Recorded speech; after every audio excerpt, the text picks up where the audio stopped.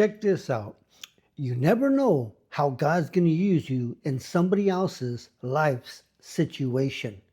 But sometimes we need to heed the voice of God to really pay attention and allow Him to use us, going in faith, trusting the outcome is in God's hands.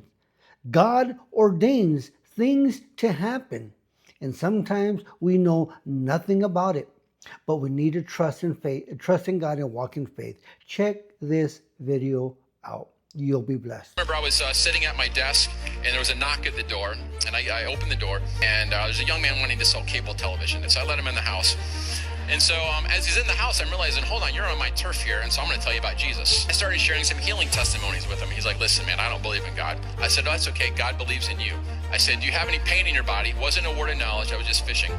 And he's like, well, I was a Muay Thai kickboxer. My jaws come unhinged, and I've got carpal tunnels in both arms. I saw he had the braces on his wrist.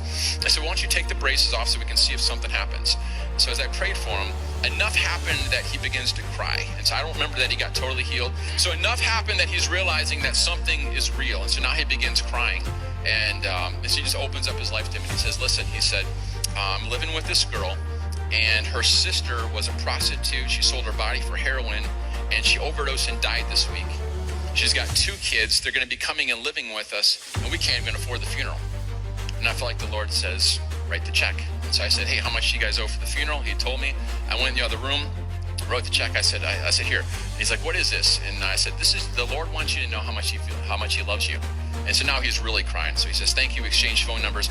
After he leaves, I told Mary, I said, I feel like I'm supposed to go to the funeral and just kind of support this guy. So I texted him, hey, bro, would it be weird? And he's like, no, I'd love it.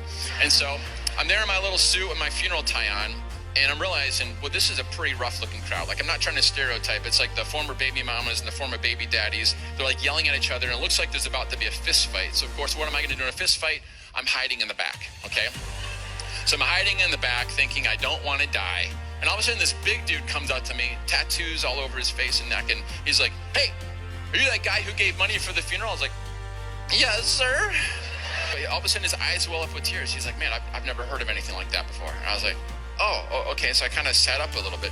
And as I sat up, the guy who's selling cable is like, hey, everybody, that's my pastor. I'm like, your pastor? You didn't even believe in God 2 days ago. What are you talking about here? Oh, and then the 2 kids, he whispers to them who I am. No lie. They run up and jump into my lap and call me Uncle Jim. Our generosity is actually a military move. It can awaken the conscience of unbelievers. There it is right there.